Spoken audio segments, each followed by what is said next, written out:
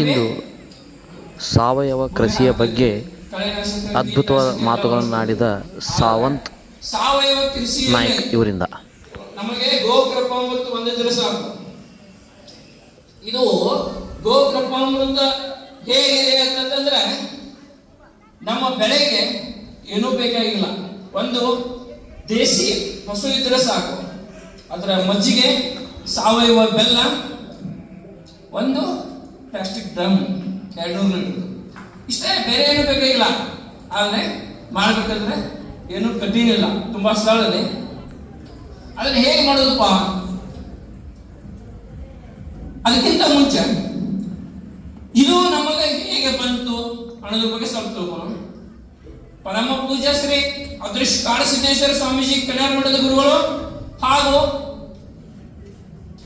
ಶ್ರೀ ಗೋಪಾಲ್ ಬಾಯ್ ಸುತಾರಿಯಾ, ಬನ್ಸಿಗಿರ್ ಗೋಶಾಲೆ ಗುಜರಾತ್.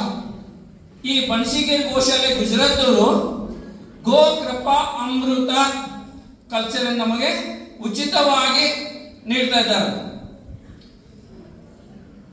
ಅವರು ಇಡೀ ಭಾರತಕ್ಕೆ ಫ್ರೀಯಾಗಿ ಕೊಡ್ತಾರೋ.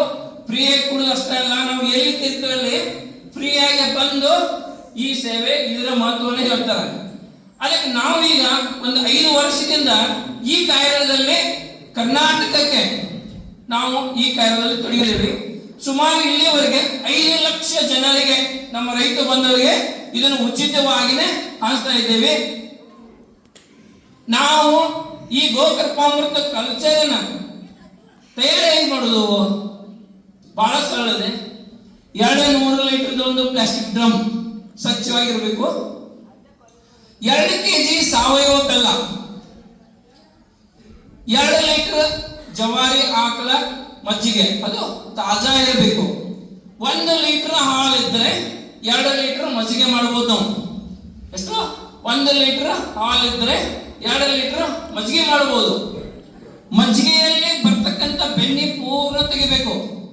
ಯಾರು ಬೆಣ್ಣೆ ಹಾಗೆ ಬಿಡಬಾರ್ದು, ಬೆಣ್ಣೆ ಪೂರ್ಣ ತೆಗಿಬೇಕು. ತೆಗೆದ ಒಂದು ಪಾತ್ರೆಯಲ್ಲಿ